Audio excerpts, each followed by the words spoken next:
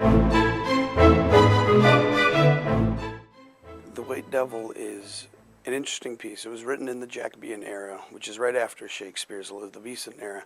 And what's great about this play is the people of the time were obsessed with death. They were obsessed with what happens after death. So that's really what this play is about. It's about a bunch of Italians who they're all married, but they're all in love with each other. So there's this big affair that happens, and it becomes all about revenge, and that's why it's called a revenge tragedy, is the style of the play. And it's very morbid, very grotesque, with ample amounts of blood, and it progresses in such a way that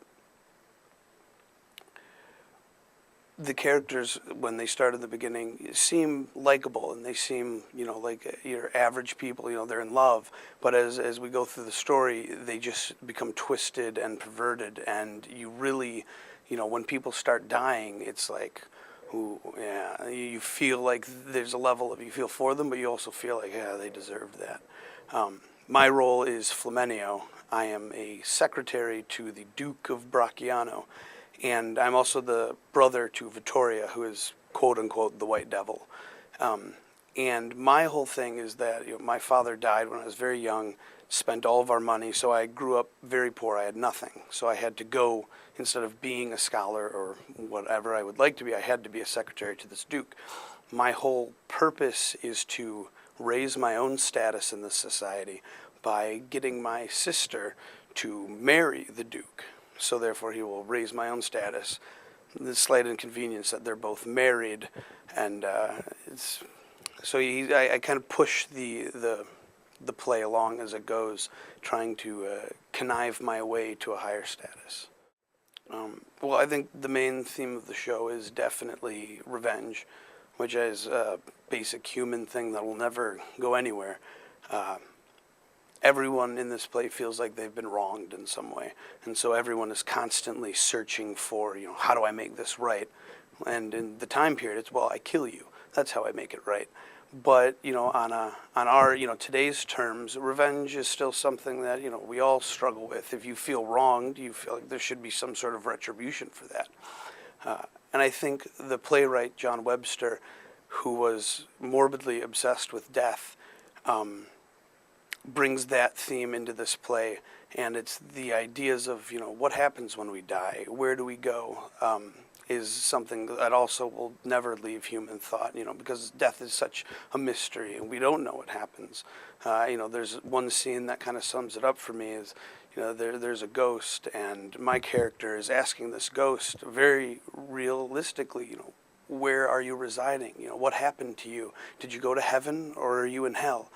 And so it's a really powerful moment that these people, not only in the time period this was written, are struggling with, but I think that we struggle with today in modern religion and societies. What happens after death? Well, because we feel that the show, and the director and the designers felt the show is kind of timeless in its themes, they wanted to update it, and not just update it, but kind of place it in this strange world where we have all the technological capabilities to tell the story that we would have today. So, not only is the set, I think the set is covered in 25 TVs that will be used for various projections and video, as well as a giant projector screen in the back of the stage. And then the costumes are the idea that it's kind of European high fashion, but at the same time, one of us could wear our costumes in New York City, and we might get a few stares. It's like, oh, that's interesting, but still blend in. And the key was to getting that, but also keeping some of the fashionistic ideas of the Jacobean period. So a great example is we have a leather coat that one of the characters wear. And Jacobeans were really big on, they cut slits in the sleeves and would puff them up with like a frilly fabric. So the leather jacket has slits in the sleeves with a deep purple underneath that. And then the sleeves kind of come down into a really tight gauntlet that has a bunch of ties on it. So, you'd see that and you'd be, oh, that's an interesting jacket, but you would never think that, oh, that jacket has themes of the Jacobean era. And it kind of, it fits in with today's society. Being in the drama department here, as opposed to somewhere else is really gratifying. I've talked to a lot of people who come from other drama departments, and we have a very unique dynamic with our professors. The class is always very small. I think my biggest class is 17, 18 people in it, and that's key when you're trying to learn.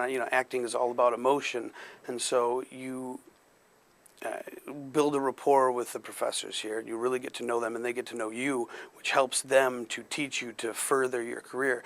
And I've done a lot of shows with the directors here. I've been in Hamlet, I was Rosencrantz, and I've been in The Great White Hope, which was the show before this one of the same director. And being able to work with the professors, not only just in class, but also in shows like this, on a very personal level, just kind of opens up a whole realm of learning that isn't available to someone, if you're just kind of learning from people that you don't know. There are professors that are just coming in, teaching classes, and then going off to do whatever else they do.